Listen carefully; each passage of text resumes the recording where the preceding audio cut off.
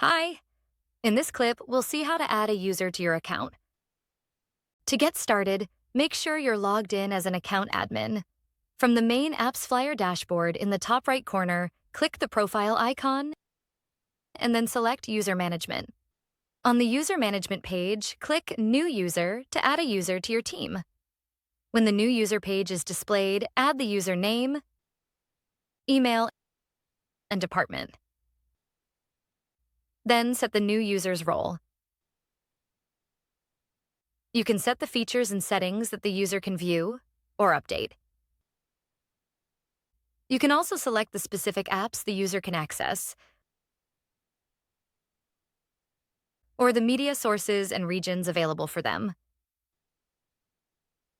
Click Save, and AppsFlyer automatically sends an invitation email. Once the new user opens it and logs in, their account is activated. Back on the user management list, you'll notice an envelope icon next to users who haven't accepted the invite. After their first login, it disappears and their last login details are updated. From the three-dot menu, you can quickly edit their access, resend the invite, or remove the user. And that's it. If you'd like more info on adding users, head to the knowledge base link in the description. Thanks for watching.